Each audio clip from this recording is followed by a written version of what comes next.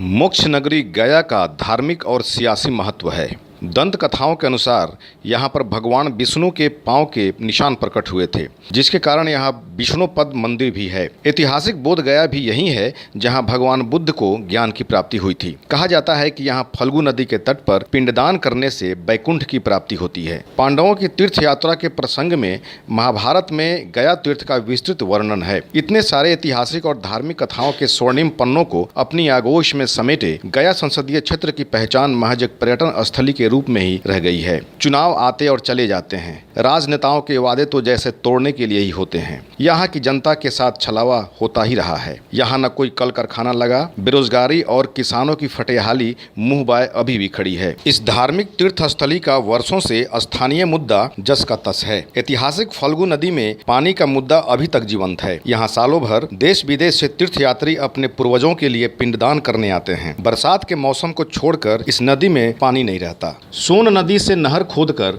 इसमें पानी लाने और बांध बनाकर पानी का ठहराव करने का, लोगों की मांग को पूरा करने का वादा कर चुनाव जीतना और फिर भूल जाना यहाँ के जनप्रतिनिधियों की फितरत है। वर्ष 1957, 1962 और 1967 के लोकसभा चुनाव में कांग्रेस का यहाँ से प्रतिनिधित्व रहा। वर्ष 1971 के चुनाव में जनसंघ ने कांग्रेस की यात्रा पर रोक लगा दी। सबसे अधिक दलित वोटरों वाला यह क्षेत्र 1967 से लगातार सुरक्षित सीट है। वर्ष 1998 में पहली बार यहाँ बीजेपी ने जीत दर्ज की थी। 2004 के चुनाव में आरजेडी ने भाजपा को हैट्रिक पूरी नहीं होने दी, लेकिन 2009 और 2014 में भाजपा के हरि माझी ने यहाँ पे अपना झंडा गाड़ दिया।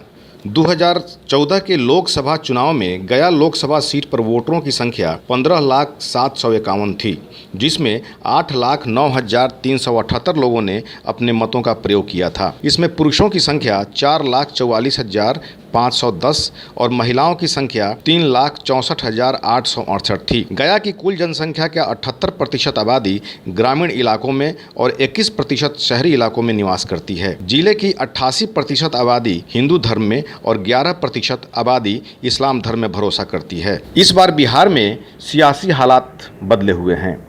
इस बार के चुनाव में भाजपा, जदयू, लोजपा एक साथ खड़े हैं। ऐसे में महागठबंधन के सहयोगी हम पार्टी के मुखिया जीतन राम मांझी फिर से चुनावी अखाड़ा में हैं। वर्ष 2014 में भाजपा, आरजेडी और जदयू के बीच त्रिकोणात्मक लड़ाई हुई थी। भाजपा के हरि माझी को सबसे अधिक 40.30%, राजद के रामजी माझी को 26.03% और जदयू के जीतन राम मांझी को 16.28% वोट मिले थे। भाजपा का मजबूत किला माने जाने वाला यह क्षेत्र भाजपा ने जदयू के लिए छोड़ दिया है, जहां से विजय कुमार माझी को जदयू ने उतारा। भाजपा सांसद हरि माझी द्वारा किए गए कार्यों का नफा नुकसान विजय माझी को ही मिलेगा। गया संसदीय क्षेत्र में 6 विधानसभा क्षेत्र हैं, जिसमें बाराचट्टी, बोधगया, बेलागंज, वजीरगंज और आरजेडी का कब्जा है। शेरघाटी पर जदयू और गया टाउन पर बीजेपी का कब्जा है। जनसंघ काल से अब तक इस क्षेत्र पर भाजपा 8 बार, कांग्रेस और आरजेडी 3 बार का कब्जा रहा है। इस साल के लोकसभा चुनाव में 14 उम्मीदवार अपने भाग्य की आजमाइश में लगे हैं। अब भगवान रूपी जनता फिर छली जाने की सच्चाई जानते हुए